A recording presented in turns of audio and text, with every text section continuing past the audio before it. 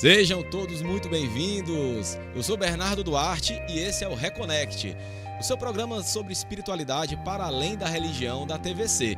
Lembrando que se você perdeu um dos nossos programas, você pode curtir também todas as entrevistas, todos os bate-papos que nós fizemos, esses e outros, no nosso canal do YouTube e em qualquer plataforma de streaming preferida sua, através do nosso podcast. Então você ouve o áudio desse programa através do nosso podcast, que é reconnect.brasil. Tá ok? Em qualquer parte do mundo você pode curtir o nosso programa. Então, como sempre, a gente com convidados bastante especiais, falando de forma laica sobre espiritualidade. E aqui sempre comigo, o historiador e social media, Roberto Leão. Seja bem-vindo mais uma vez, Roberto. Muito obrigado, olá. Eu sou um buscador espiritual, na linguagem do coach, I'm a Spiritual Google Mindset. Sejam todos bem-vindos e bem-vindas à nossa reconexão espiritual.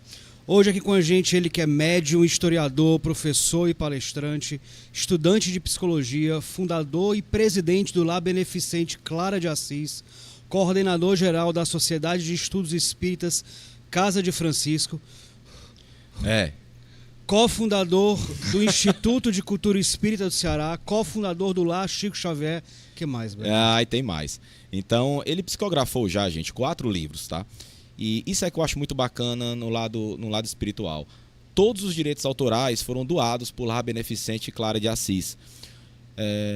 Então, já gabarita bastante nosso convidado hoje. Então, hoje aqui conosco, representando a Federação Espírita, Newton Souza. Seja muito bem-vindo, Newton. Muito bem-vindo, Newton. Muito obrigado, Roberto. Muito obrigado, Bernardo.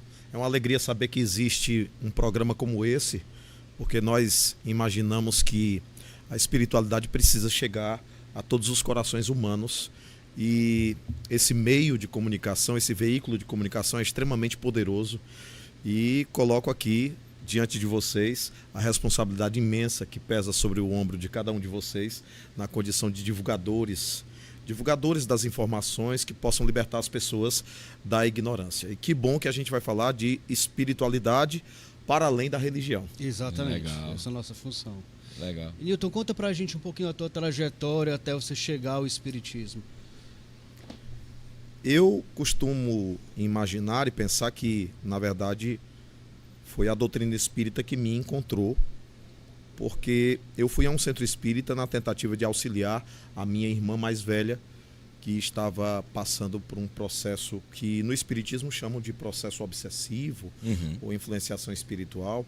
E na ocasião eu estava na plateia. Nessa época as mediúnicas eram públicas. Antigamente as reuniões mediúnicas eram bem restritas, bem familiares e eram públicas. E quem dirigia essa reunião era o meu padrinho José Lourenço. E eu tive a oportunidade de estar assistindo a reunião e lá pelas tantas eu me senti bastante diferente. Eu não tenho como descrever direito como era a sensação, mas eu sentia a minha estatura diferente, eu sentia minhas pernas e meus braços também diferentes e era a sensação de outro pensamento dentro do meu pensamento, digamos assim. E quando o meu padrinho notou essa alteração, que pode ter sido fisiológica também, eu não sei dizer, talvez meu rosto se alterou de alguma forma, porque eu sentia... Hoje eu sei que eram fluidos que ficam concentrados na garganta, na boca, formigava, adormecia. E, na verdade, quem se comunicou através de mim, a minha primeira, digamos, incorporação espiritual foi do médico Dr. César Caos. Dr. César Caos, médico, orientou o tratamento da minha irmã por meu intermédio. Curioso porque eu fui pedir ajuda para minha irmã. E acabou ajudando. E, na verdade, não veio a ajuda especificamente através da mesa onde estavam os outros médiuns. Veio através de alguém que estava na plateia. Isso em que ano? Ou já faz quanto tempo? Não sei precisar. Eu sei que eu tinha... 30 anos atrás. 30 anos atrás. 30 anos atrás. Mas já tinha sentido isso antes, na infância? Tinha aquele histórico de mediunidade? Nunca. De modo que foi o fato que me encontrou. Existia um fato mediúnico diante de mim. Poderiam dizer um fato mental, um fato inconsciente, um fato paranormal. Poderiam chamar do que quiserem dentro das teses que cada um levanta. Mas, na verdade, eu consegui encontrar respostas exatamente no espiritismo para o que acontecia comigo. E, a partir de então, realmente meus canais psíquicos ficaram Aguçados. disponíveis, aguçados, para que eu pudesse também ter interlocução com outras personalidades desencarnadas. Porque realmente nós espíritas não acreditamos, não cremos na imortalidade. Nós sabemos que a imortalidade existe. Para nós é fato. Não é crença, não é crença. Não é porque acreditamos que a imortalidade existe. Para nós, a ressurreição de Cristo, ela se expressa exatamente assim. Se Jesus, depois da cruz, voltou para consolar os apóstolos, eu fico imaginando que os nossos parentes também possam voltar para nos consolar. Sobretudo quando Moisés, que estava morto, apareceu para Jesus no Monte Tabor e conversou com Jesus. Jesus conversou com os mortos. Muitas pessoas falam assim, mas você conversa com os mortos, você não acha isso um sacrilégio? Eu disse, então Jesus cometeu algum sacrilégio, porque ele conversou com um morto chamado Moisés no Monte Tabor. Legal. Então assim, Newton, muito se fala sobre kardecismo, sobre espiritismo, muito se encontra na internet. O que é muito bom, porque se amplia o conhecimento, se torna de fácil acesso ao conhecimento, mas é um risco também, né? Porque as pessoas acabam absorvendo a mídia como se tudo fosse verdade, né? Então, eu quero perguntar para você, dentro da sua visão e da visão das casas que você representa e que você cofundou, o que seria o kardecismo? Como surgiu? Como seria? É uma religião? É uma doutrina? E qual é a diferença de doutrina para religião? Primeiramente, a gente evita essa expressão kardecismo, porque remete à ideia de uma doutrina criada ou fundada por um homem. Perfeito. Todos os jornalistas deveriam corrigir toda a vida. Eu estava assistindo o Globo recentemente e ele fala de Allan Kardec como fundador do espiritismo. Ele, na verdade, foi o cientista. Né? Ele é o cientista que organizou, que criou a metodologia de pesquisa para conversar, dialogar com os espíritos. Então, na verdade, ele é o cientista. Ele cuidou do método de como obter essas informações e, a partir das informações, ele conseguiu perceber um corpo doutrinário de ciência, filosofia, com consequências morais. De fato, o espiritismo não é uma religião. Não é religião.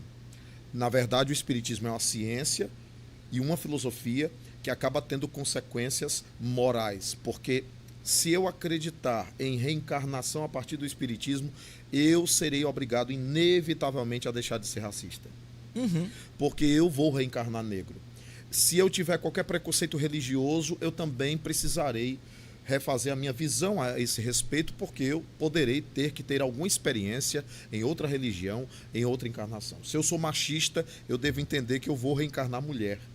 Então, na verdade, isso tudo também revela que há uma consequência moral. Se eu acredito na imortalidade da alma, eu acabo sabendo o que acontece com alguém que usava entorpecentes depois que desencarna.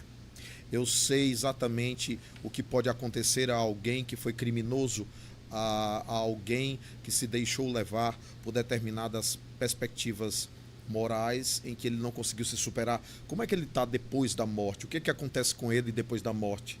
Então, Allan Kardec pesquisou todas essas experiências, porque ele descobriu que, na verdade, os espíritos são as almas dos homens. São as almas dos homens. Desencarnar não lhe torna santo, nem lhe torna demônio, nem lhe torna anjo. Desencarnar apenas transfere você de plano. É um processo apenas normal, né, Newton? retira o seu corpo físico. É um processo normal, né? Mas O Bernardo será o Bernardo sem corpo, sem esse corpo físico. E o Roberto será o Roberto sem esse corpo físico, com as preferências, as opiniões, as ideias, as teimosias, as qualidades e os defeitos. Apenas perdeu o corpo físico. Mas é como surgiu. Surgiu na França, né? Há quanto tempo? 1800 e...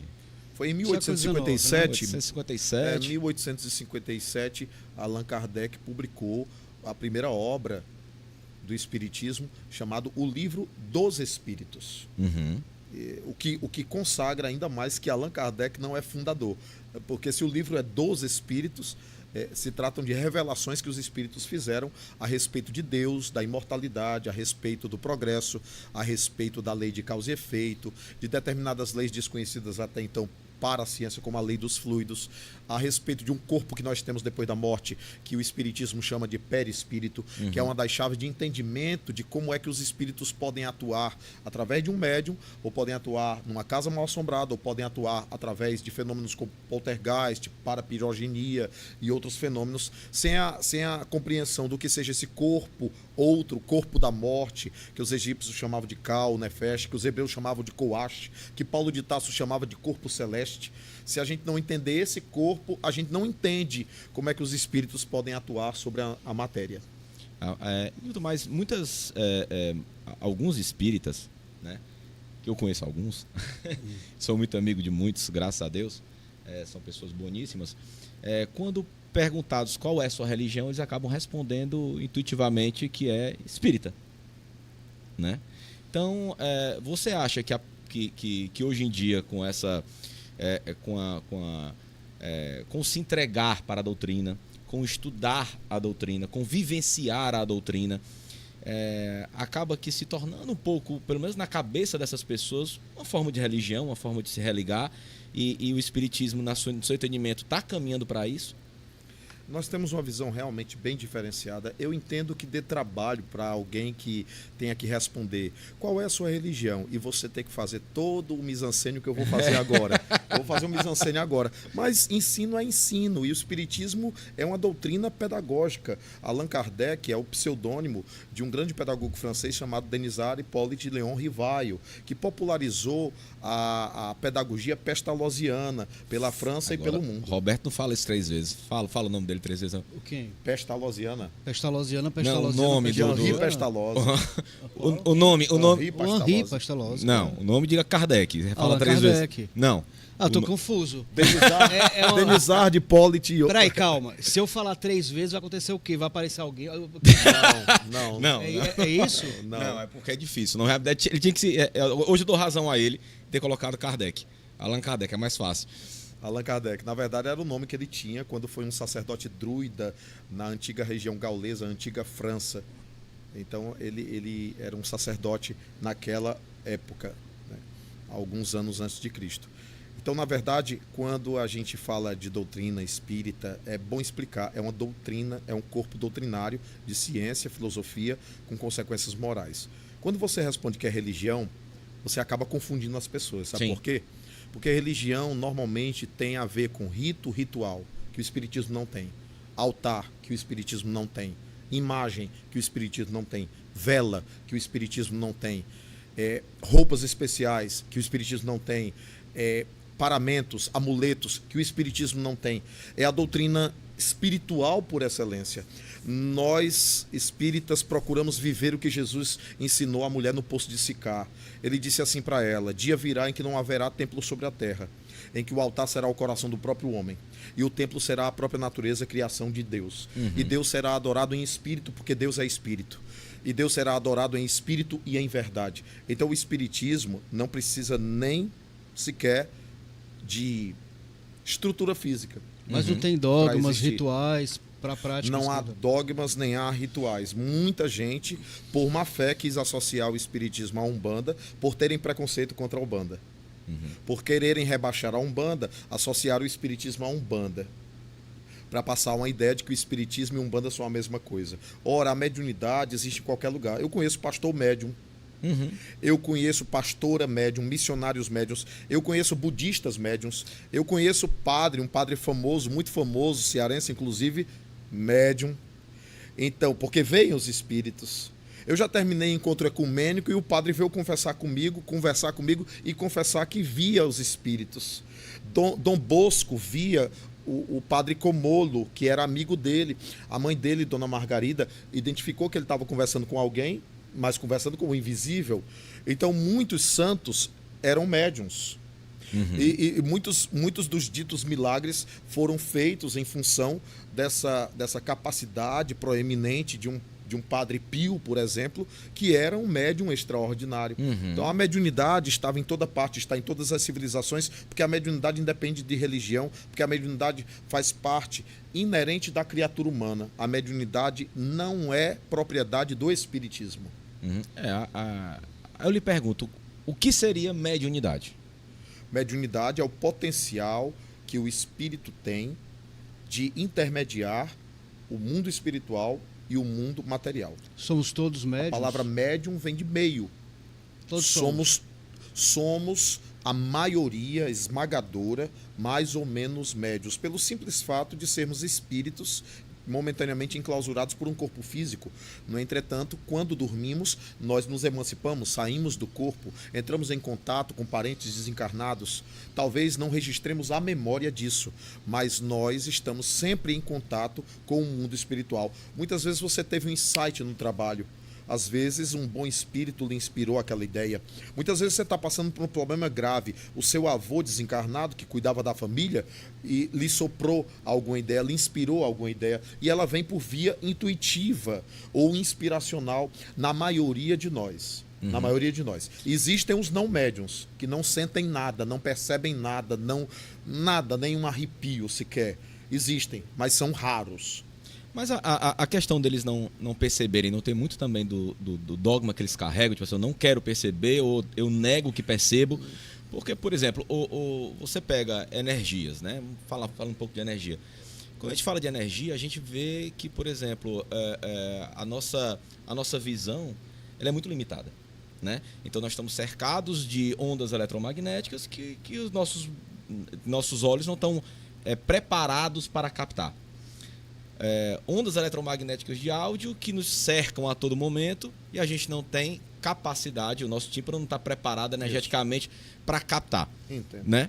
Então, partindo desse princípio físico, vamos dizer assim, a mediunidade não seria a capacidade de perceber ondas eletromagnéticas sutis, e essas pessoas que talvez não estivessem preparadas ou não querem perceber, elas apenas estão fechando um canal, vamos dizer assim, não sintonizam um rádio, vamos dizer, porque, por exemplo, aqui nós estamos dentro de um estúdio de televisão, tem várias ondas eletromagnéticas nos cercando que a gente tem capacidade nem de ver nem de ouvir, né? Então, como você bem falou, e eu concordo 100% com você, é que o espírito ele tem o seu corpo sutil, né? Mas que ele não perde a sua energia, ele não perde energia, até porque a propriedade de energia, a energia não se destrói, né? Então seria isso, mediunidade, a capacidade de perceber, poderíamos dizer isso? A própria Bíblia chega a dizer que tudo é possível àquele que crê. Mas Concordo. Vai além disso. Porque, na verdade, a mediunidade é um fato. Um fato mediúnico, quando ostensivo, ele é contundente. Nós temos casos como o do médium português, o médium lusitano Fernando Lacerda, que tendo psicografia mecânica, no caso da psicografia mecânica, o braço pode se movimentar em velocidade assombrosa na psicografia, muitas vezes nesse início de afloramento mediúnico, sem o intercurso da vontade do próprio indivíduo. E ele era ateu. Então, eu diria que a sua colocação ela tem validade quando essa percepção mediúnica ela é sutilíssima demais.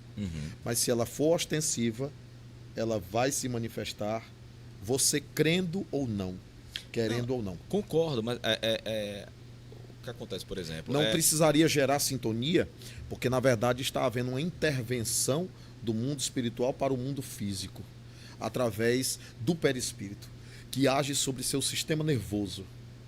Mas para agir sobre o sistema nervoso... Não precisa da crença. Tá, mas precisa da sintonia. Não precisaria da sintonia. Uma pergunta também. Não precisaria da sintonia, porque muitos espíritos vieram a aflorar a mediunidade de muitos médiuns sem que se quiser, eles quisessem. Mas há coisas do mundo espiritual. A minha mãe, por exemplo, a minha mãe, o caso da minha mãe, ela tinha fenômenos de efeitos físicos, acontecia uma revelia então da vontade dela. Mas há coisas do mundo espiritual que a gente não precisa, não é necessário para o ser humano, não é interessante para o ser humano perceber. Ou mesmo que esteja, assim, não é que não estamos preparados ou não estamos ainda mediunicamente desenvolvidos para... Tem coisa que não é para saber mesmo. A ideia de sintonia, ela vem depois, quando você passa a estudar, quando você começa a modular essa sintonia. Porque existem várias formas de afloramento da mediunidade através do indivíduo, a depender do grau de endividamento espiritual que ele tem ou não com o seu passado reencarnatório. Então, por exemplo, pode ser que uma mediunidade possa vir a ser desperta pelo inimigo desencarnado dessa pessoa.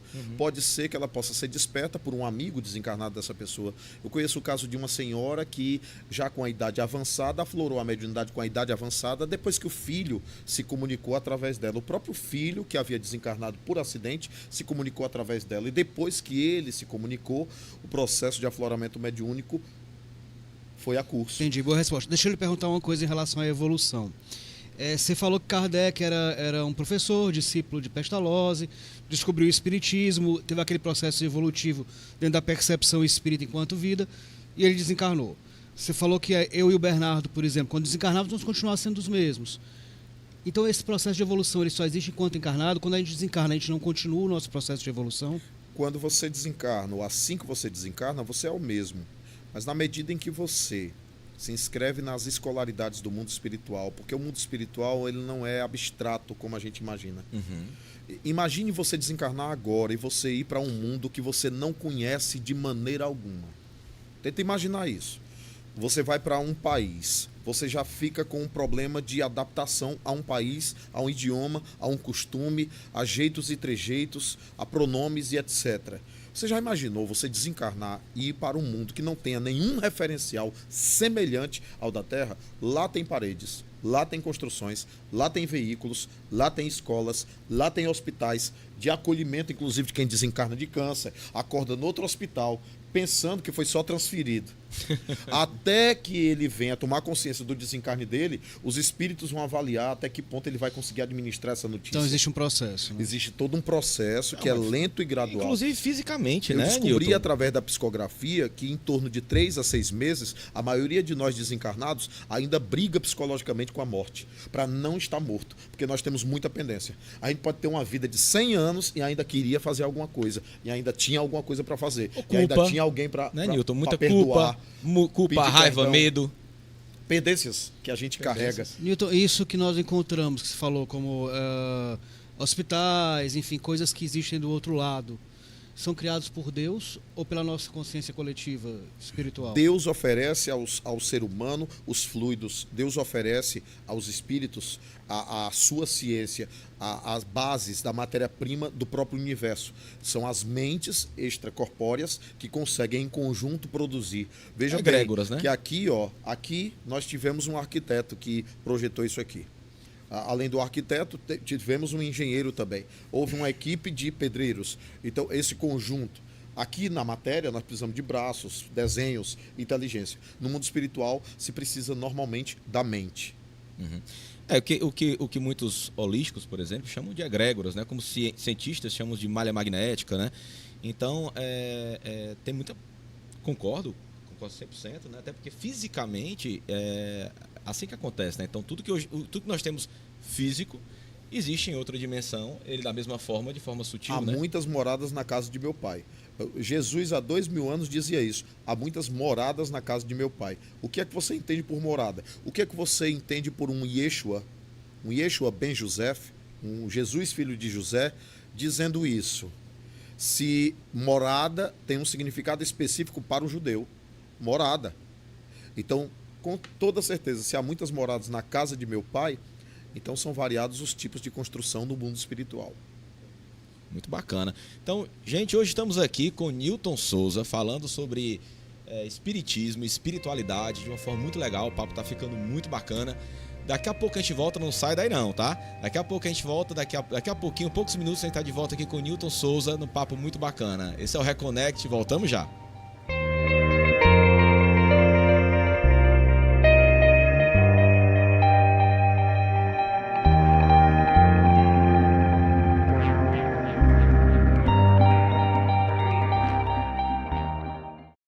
Olá, voltamos. Eu sou Bernardo Duarte e você está no Reconnect. Comigo aqui, sempre comigo, o Roberto Leão, historiador e social media, hoje aqui com a gente, um papo muito bacana sobre espiritismo. Ele, Newton Souza, ele que é cofundador e dirigente de alguns centros espíritas, né, e representando aqui a Federação Espírita. Né? Então, Roberto, você ia fazer uma pergunta bem bacana aí para o Newton. Bom, em relação à questão do bem e do mal, né? A gente ouve, enfim, há na literatura espírita algo muito bem definido em tipos de espírito depois do desencarne, não é isso? Me corrija se eu estiver errado. Espíritos sofredores, espíritos de luz. Mas eu acredito assim, a gente compreende o ser humano como um equilíbrio dessas forças, né? Sem esse maniqueísmo muito, muito claro, muito objetivo. Todo mundo é um pouco bom, todo mundo é um pouco ruim, salvo, claro, algumas psicopatias e outras coisas que a gente não vai tratar aqui. Mas esse equilíbrio que a gente busca enquanto encarnado, a gente perde quando desencarna, então o espírito ele vira só bondade, só maldade, ou essa busca pelo equilíbrio continua? E por que há espíritos que são obsessores, espíritos que são de luz? Como é que isso funciona na visão do espiritismo? Bom, vai precisar de um programa inteiro para responder. Eita, é bom que a gente marque um segundo. Olha, gente, o egoísmo já fez um papel muito importante nas épocas mais primeiras da humanidade. Quando o homem era um antropóide, o egoísmo teve um papel fundamental no sentido dele se enxergar como alguém. A percepção da diferença nas relações sociais também permitiu com que ele pudesse perceber as diferenças e as especificidades que ele tinha para poder ter uma noção do que ele mesmo é como singularidade, como pessoa, como especificidade. O problema é você manter algo que foi interessante para o processo evolutivo numa fase, sobreposta numa outra fase em que você precisa se libertar desse egoísmo. A manutenção do egoísmo e a manutenção do orgulho são as duas grandes bases dos grandes males da humanidade até hoje. Se você pegar os crimes, se você pegar toda a violência, se você pegar todas as questiúnculas humanas, todos os jogos de interesses humanos, eles giram em torno sempre desses dois flagelos da humanidade, o orgulho e o egoísmo. Porque o orgulho te situa num patamar em que só você é o merecedor de alguma coisa. E alimenta o próprio egoísmo.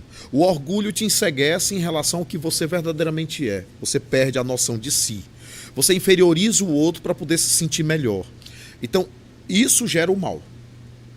O que gera o mal é exatamente esse cultivo que o indivíduo estabelece em torno do orgulho e do egoísmo. Aí vem Jesus dizer, ame. Vem Jesus dizer, reparta, compartilhe, divida.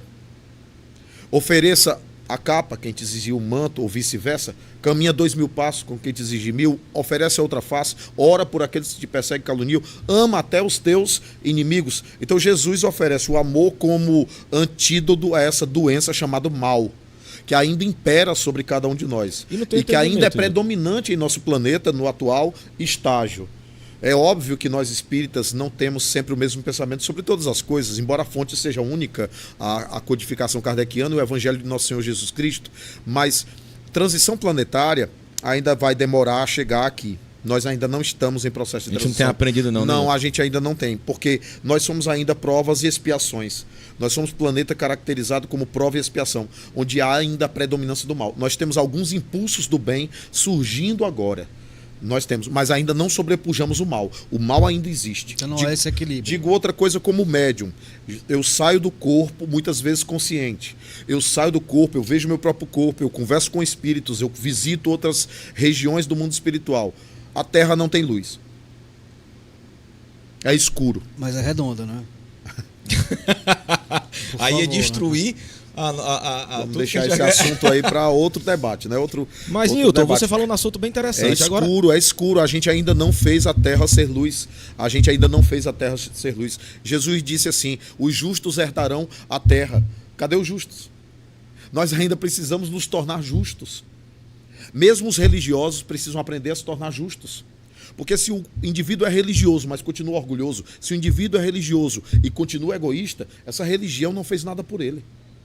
E Jesus, somente Jesus, é capaz de arrancar de dentro de nós esse egoísmo pelo exercício do amor. Sem o exercício do amor, sem esse amar o próximo, sem esse esquecer de si mesmo, sem esse sair de si mesmo para se doar, Por isso, nós espíritas defendemos tanto a existência dos trabalhos sociais, da transformação social. De que adianta eu me sentir iluminado? De que adianta eu me sentir salvo? De que adianta eu me sentir eleito de Deus se eu não faço nada? Se eu não sou sal nem luz do mundo, conforme Jesus houvera dito. Eu preciso transformar o panorama social. Tem gente passando fome.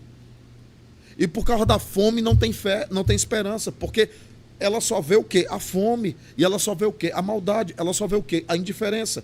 Então, nós precisamos, de alguma forma, viver aquilo que Cristo nos ensinou enquanto amor ao próximo, para que a gente possa arrebatar esses indivíduos para uma noção de esperança, de que vale a pena não ser egoísta, vale a pena não ser esperto, puxar o tapete do outro. As pessoas pensam que fazem as coisas e não terá uma lei de causa e efeito, plantio e colheita. Terá, sim. Muita gente de Brasília vai colher o que planta. Rapaz, eu te ouço. Enquanto isso, agora, a gente pode, né? Newton, você falou um caso muito interessante quando você fala aqui de planetas, de mudança planetária. Qual é a visão do Espiritismo em relação à vida em outros planetas? Eu sei que no Livro dos Espíritos vocês tratam sobre esse assunto. Queria como é que você levasse ao nosso público a visão espírita sobre a questão de vida em outros planetas. Essas vidas são energéticas, são plasmáticas, tem corpo físico. O que é que vocês acreditam nessas vidas? O Espírito Verdade, ou o Consolador Prometido, ele revelou a Allan Kardec que a aparência, ela é humana, mas a natureza dos corpos é que é diferenciada, até a mais sutil ou invisível. As percepções de nossas sondas espaciais, as percepções de nossas aparelhagens. Então fica muito difícil nós projetarmos determinados aparelhos de sondas que pesquisem outros orbes se eles não estiverem sintonizados ou na frequência para captar determinadas naturezas de corpos físicos. Então as sondas vão voltar dizendo que não tem vida lá fora, ou não tem vida a pelo menos 4 milhões de anos-luz próximo do orbe terreno. Vão sempre dizer isso. Nesse caso, o Espiritismo fica com a ciência.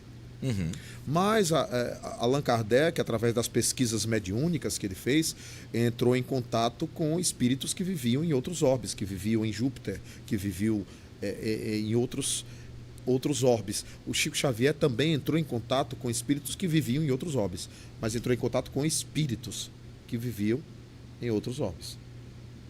Espíritos não falaram de corpos de natureza. Nós, espíritas, não duvidamos da existência de aparelhagens que nós desconhecemos, e não desconhecemos que, se nós do mundo já temos as bases para o entendimento do teletransporte, se nós já teletransportamos subpartículas atômicas, essa experiência já foi feita. Sim. Imaginamos que devam existir no universo outras inteligências que também teletransportem. Mas, filosoficamente falando, seria muito egoísmo nosso, muita presunção e orgulho achar que só a Terra, essa poeira cósmica disposta no universo, fosse habitada. E Deus criou todo o resto para o nada. Deus não cria nada para o nada. Deus tem um propósito em tudo. Todos os orbes têm sim, espíritos. Porque os espíritos são a força da natureza. Os espíritos são a criação divina. E Deus nunca parou de criar. Ele cria, além do 7º, do 8º, do 1000º, do infinito dia. Então eu te pergunto, no teu entendimento, a criação divina de novas almas, novos espíritos, isso continua? Prossegue essa criação... Constantemente. Por isso que o universo está envolvido, embalado na tese do infinito. Nós só enxergamos do universo 10%.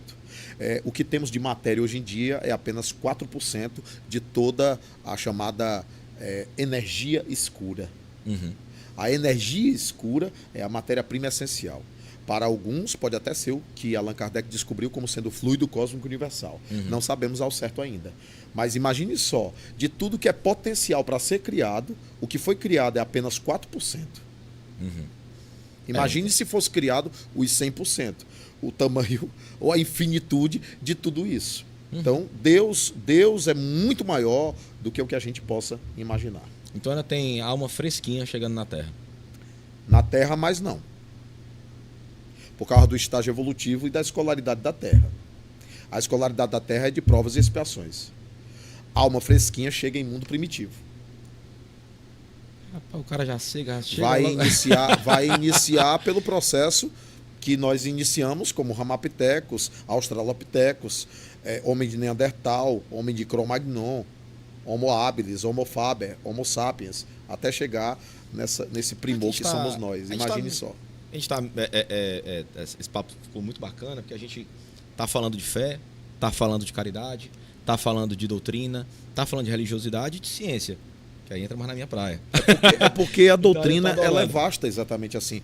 Ela cabe todos os assuntos em doutrina espírita. Quando Chico Xavier participou do Pinga Fogo, perguntaram sobre a Lua, perguntaram sobre a astronáutica, perguntaram sobre física. Fizeram tudo para lascar o sobre várias questões foram abordadas no programa. E a doutrina tem lastro para conversar com todas as ciências. Não, e a doutrina espírita ela é baseada numa filosofia que tem uma complexidade, tem diversos livros, estudos, etc. Mas isso não torna a doutrina espírita elitista? Torna bastante inacessível.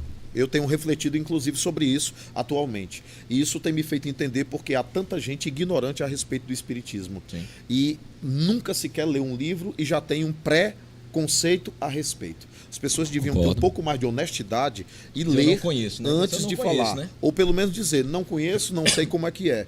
Ter essa honestidade é algo religioso até, é algo moral até, que as pessoas deveriam ter, para ter honestidade de falar. Porque é leviandade científica falar daquilo que a gente não sabe, que a gente não conhece. Mas não seria interessante também a doutrina espírita se reinventar e começar a chegar nas pessoas de uma forma mais acessível? Eu compreendo que é uma falha do nosso movimento espírita. É uma falha humana dos espíritas não ter criado múltiplos mecanismos didáticos para fazer com que a doutrina espírita seja plenamente conhecida. Porque realmente, amigos, eu tenho que concordar com vocês. Tem que ler muito, que, hoje tem que ler muito. Exige conhecimento de química, exige conhecimento de física, exige conhecimento de geografia, exige conhecimento de história, de psicologia, de psiquiatria, exige conhecimento. O espiritismo é mais do que uma faculdade. É mais do que uma faculdade. Se você me disser aí quantos anos você estuda para medicina, eu lhe direi que a vida inteira ainda não é suficiente para terminar de estudar o espiritismo.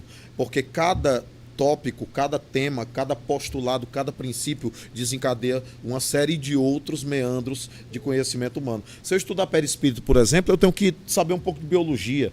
Hoje em dia, os médicos da Califórnia que cuidam de pacientes com câncer estão falando de campos morfogenéticos. Tem médico ensinando o indivíduo a conversar com as próprias células. Essa é uma realidade. Porque as células também têm uma funcionalidade inteligente. E, básico que você está falando, você acha que a espiritualidade, o que a gente entende, o que a gente sabe sobre a espiritualidade hoje, diversos campos, né, seja em qualquer crença, né? Você acha que está em constante evolução do processo de conhecimento? Tipo, o que a gente entende, a gente descobre todo ano diversas coisas novas na ciência. Você acha que a gente ainda tem muito que aprender sobre a espiritualidade? Ou que a gente já sabe já é o suficiente para evoluirmos? Eu sei que a gente pode não pôr em prática o pouco que a gente sabe. Mas a pergunta talvez não seja essa. A gente sabe o bastante? Nós não somos evoluídos. Nem estamos no processo?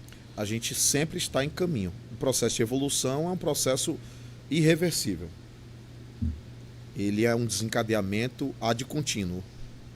Mas o planeta Terra não é evoluído. E nós não somos evoluídos. Nós somos ainda muito primários. O que hoje a gente comemora como grandes avanços da ciência. Porque descobrimos o bóson de Higgs. Eu imagino que isso não chegue ao ápice do que ainda está por vir, do que ainda temos a conhecer a respeito da matéria. Ainda nos falta muito. A nossa evolução é muito primária. O planeta Terra, se você observar no próprio sistema solar, é uma poeira cósmica. Ainda falta muito para nós evoluirmos. Eu te pergunto isso, Milton, porque, por exemplo, se você pega física quântica, que está sendo bastante divulgado, na minha opinião pessoal, inclusive de forma errada, né? Tem várias terapias quânticas e falam que é quântica. Usaram o termo quântica como caixa de Pandora para tudo.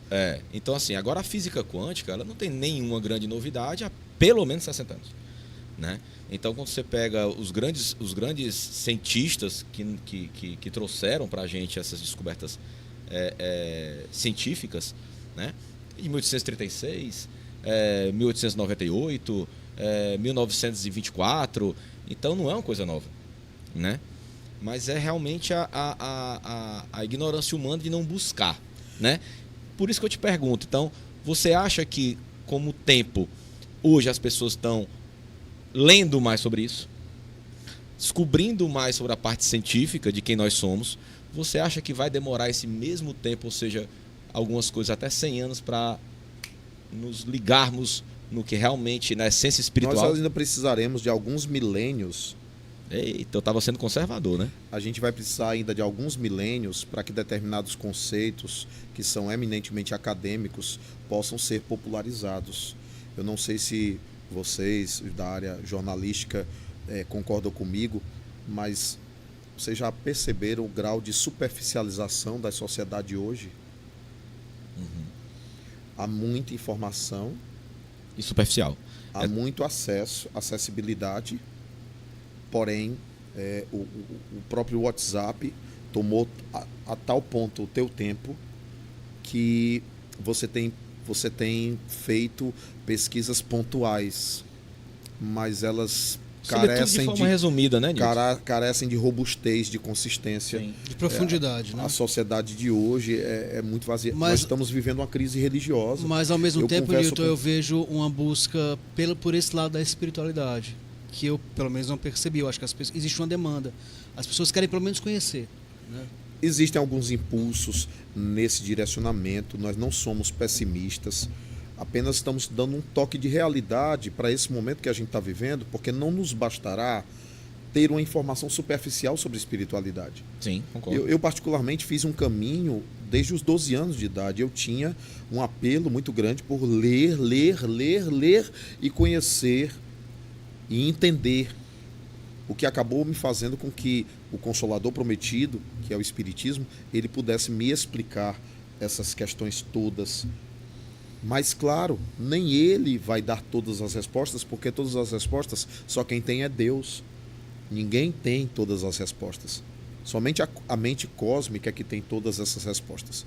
Mas está havendo uma crise religiosa muito grande. Espiritualidade é uma coisa, religião é outra. Sim. Espiritualidade é uma atitude. Espiritualidade é essência. E religião muitas vezes é rótulo. Religião muitas vezes é casca.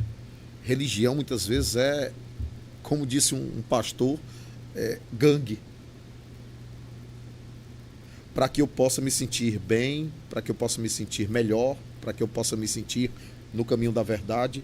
Então eu estabeleço aquele rótulo para mim e excluo. Não seria uma necessidade humana, não, Nilton? Tipo pirâmide de Maslow, né? Que assim, eu preciso me sentir parte de um grupo, né? Você nota que muitas vezes em algumas religiões as pessoas dizem assim, eu sou de tal religião. Às Hoje vezes em não dia vai, às vezes não sabe qual é. Se você chega em tal religião, qual foi o começo? Qual o conceito da tua religião? Muitas pessoas não sabem explicar. Existe a necessidade humana, né? De estar inserido num grupo, né? Eu sei que eu sou filho de Deus. E na condição de filho de Deus, eu compreendo que as religiões, elas cumprem um papel didático para cada um. Determinada didática se aplica a você, Roberto, mas não se aplica a você, Bernardo. Sim. De modo que cada religião é uma expressão didática para a aquisição de determinados valores. Desse modo, se a religião é um esteio de escolaridade, se a gente entende a religião como uma forma de escolaridade, tudo bem. Mas se a gente entende a religião como um rótulo, como um dogma que só mais separa as pessoas, só mais provoca guerra entre as pessoas, só mais... um muro de Jerusalém. Um muro em Jerusalém. Um muro na Cisjordânia. Para poder separar religião, porque eles não conseguem conviver. As duas religiões pregam a caridade, o amor ao próximo, o amor a Deus e ao próximo, mas eles não conseguem conviver, porque eles estão muito mais na carne do que no espírito, porque eles estão vivendo muito mais o rótulo e o tempo e o momento. E a espiritualidade é atemporal. A religião é que repousa numa temporalidade. A religião é aquela que a ciência avança e deixa ela para trás. E o religioso se torna um dogmático, que paulatinamente vai ficando isolado. Porque, suponha, vamos aqui uma suposição, lei da gravidade. Se alguém disser hoje que não acredita, meu Deus, como é? A ciência já provou a lei da gravidade. Foi recente, mas provou. Até então era crença. Até então a crença. Era crença a lei da gravidade. Provado laboratorialmente só recentemente. Então, entendem? Na medida em que a gente avança dentro da perspectiva da lei de progresso, determinadas crenças passam a ser obsoletas.